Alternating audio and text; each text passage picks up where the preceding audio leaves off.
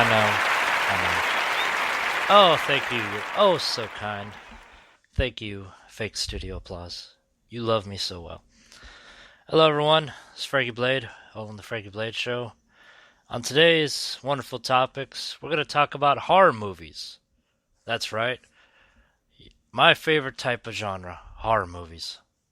Do you say horror or do you say horror? Either way, it sounds bad. Horror is like saying horror. Horror is like saying, harder.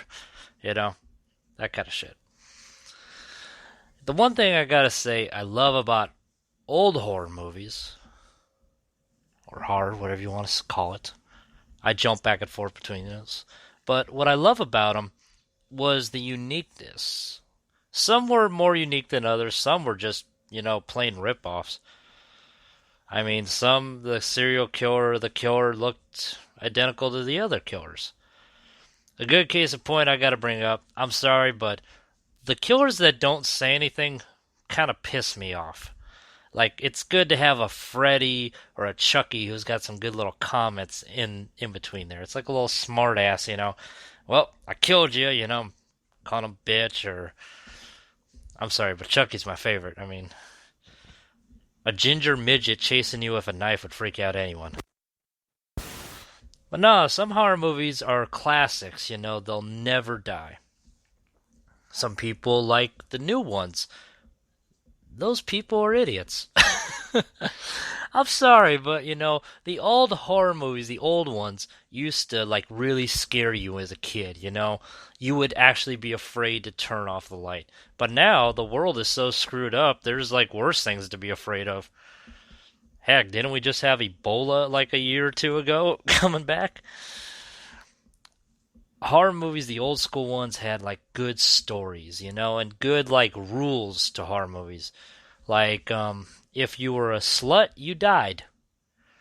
If you were split up from everybody else, you died.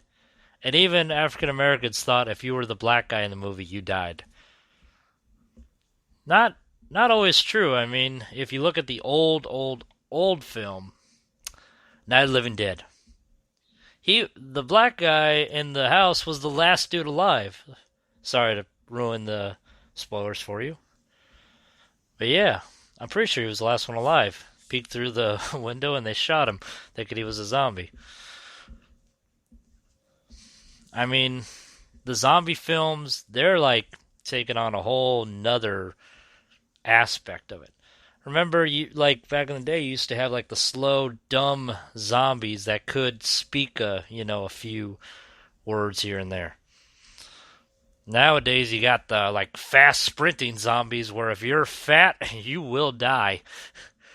Zombieland is making another addition to their series, Zombieland 2, double tap with Woody Harrelson, and Jesse Eisenberg and Emma Stone. I'm looking forward to that. I thought that was pretty good. Pretty good comedy. But yeah, horror movies nowadays, they just don't have that finesse. The old school ones do. The new school ones, not so much. What I mean by that is, new school, a lot of is remakes of old stuff. Because movie companies don't want to take a risk on new ideas. They don't want it to flop. They're worried they ain't gonna get their money or investment back. Back then it was like, heck, balls out, balls deep, and just freaking go for it, no matter how messed up it was.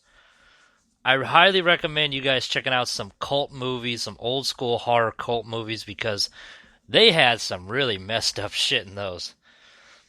Trauma films by Lloyd Kaufman are classic. I'm sorry. Anything that Lloyd Kaufman makes is going to be classic. But horror movies nowadays, the remakes, I can't stand them. I honestly can't stand them. Now, that's just me. You could like them.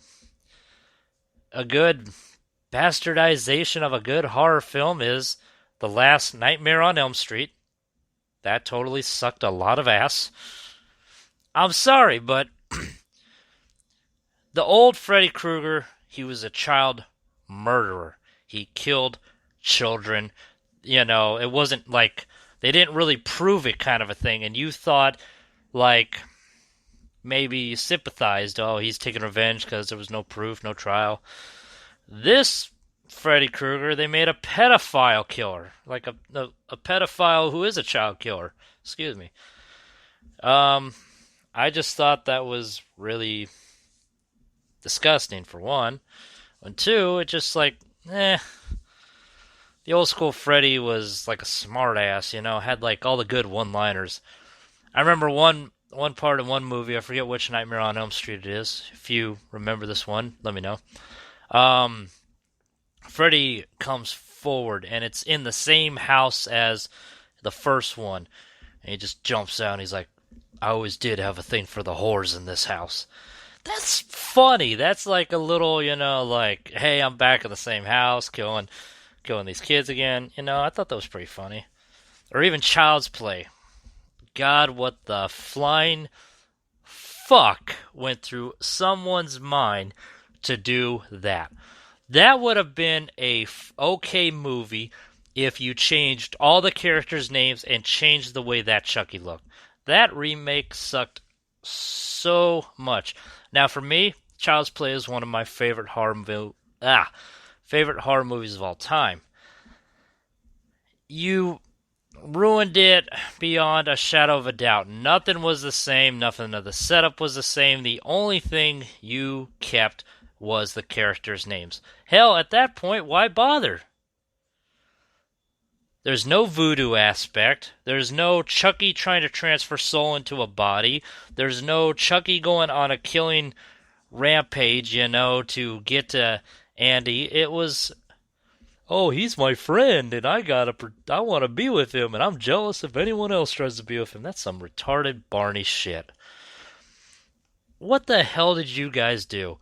Did someone get really, really stoned, have a good idea for that horror movie, and be like, that kind of reminds me of Chucky. Hey, let's change everything about this and make it another Child's Play. You didn't even have Brad Dourif. I mean, if you're gonna do Chucky, you gotta have Brad Dourif. And I'm kind of glad he wasn't a part of it, because at least this won't be a black mark on his career. Mark Hamill is an excellent voice actor. Really good. Why he decided to do that, I have no idea. Maybe to add a notch to his belt, I'm not sure. But Mark Hamill, that is the only thing that really saved that film for nerds, really. For horror movie fans and nerds. That's the only thing that really saved it. But even then, the only thing that really came out of that movie was that creepy ass song that they made Mark Hamill sing as Chucky. That was pretty fucking weird. But yeah, horror movies just ain't living up to what they used to. There's no good scares. It's startles. You get startled. A jump scare, like, surprise, that kind of thing. That's not a good scare. That's basically the Will Ferrell of horror movies. What I mean by that is, you ever, like, Will Ferrell, good actor, I guess, in his own right. I like his work. I like stuff he did on SNL and stuff like that. But that style of comedy is, you make a situation so awkward, you almost feel pressured into laugh. That's just the way I feel. Horror movies, same thing. You jump out like, startle scares and all that. It's like you almost feel pressured. You're like, jump, because you know it's coming. It's like a Jack in a Box. But it's not scary. It doesn't make you keep the lights on at night. I mean, some horror movies that come out today just got some really messed up concepts behind them. They're original. I give them credit for being original and not remaking the same old thing. A recommendation you guys check out if you want a really good messed up film, check out Teeth. Yeah, like the teeth in your mouth. That's the name of the movie. Check out Teeth. Frankie Blade recommends Teeth. For me, it wasn't scary. For me, it was more like funny. Just the whole aspect of it. I won't ruin it. I'll let you guys check it out. But yeah, getting back to these remakes. What is up with that? Some people can remake horror movies into gold. Other people can remake horror movies into shit. Now, the last two It films that came out, I give that writer and director credit. It was loose enough to follow the original plot and to make it its own, but it was original and like the original. What I mean by that was you knew what you were watching, you knew what was going to happen, you knew what they planned, but they twisted it and turned it and made it its own. That one is okay because it's like you're jumping in and out. Same thing with the Nightmare on Elm Street. About to say Nightmare Before Christmas. Might as well have been, but the Nightmare on Elm Street kind of did the same thing. It loosely followed it, but then kind of went back and forth. I think you should keep it to the same. Just put your own little spin on it. And that's what they did with the Nightmare Before. Nightmare Before. I want to keep saying Nightmare Before Christmas. No, Nightmare on Elm Street. I don't like it. I didn't like what they did, but I give them credit for trying to do their own thing with it. It's like when a band covers a song. You don't want to hear it exactly as it was. You want to hear them make it their own. But that Child's Play, oh my God. That was the biggest turd of the year. I got so excited for it, and then when I heard they were going to make it a robot with a computer defect, I was like, okay. All these little hardcore, people don't want the voodoo thing, they don't want the witchcraft and satanic stuff. Okay, fine. Let me just see if it follows the rest. Nope. Well, what the hell was the damn point? That Child's Play could have been, I think, a good movie if it was different character names. You don't call it Chucky, you don't call the characters, you could have made it work. But we're getting too many remakes, we're getting too many sequels. I mean, we're making another Jason, I heard. We're making another Halloween. We did just make another Halloween. They just had another Halloween. What was the other ones I heard being coming out soon? Trying to think, You get so many of them all the time, you can't even keep up. And some people make films that are considered horror movies, but I don't really consider them horror movies. I consider them really gory action films. The Rob Zombie films. Great pieces of work. Really great pieces of work. House of a Thousand Corpses, Devil's Rejects, and now Three from Hell. Even 31, He's had some good films. I wouldn't consider them horror films, but they're pretty good. His renditions of the Halloween films, really good. I liked them. Maybe I'm a little biased because I'm a fan of his music too, but I really did like the kind of vibe and feel I got out of them. I thought they were pretty good. There are some horror movies that come around and you just don't even bother seeing. You don't even want to participate. You don't even want to bother with it. I'm tired of horror films with biochemical zombies. I'm sorry. I'm getting tired of that. That's kind of burnt out for me. I want to see old school zombies. When there's no more room in hell, the dead shall walk the earth, That kind of thing. I like to see that.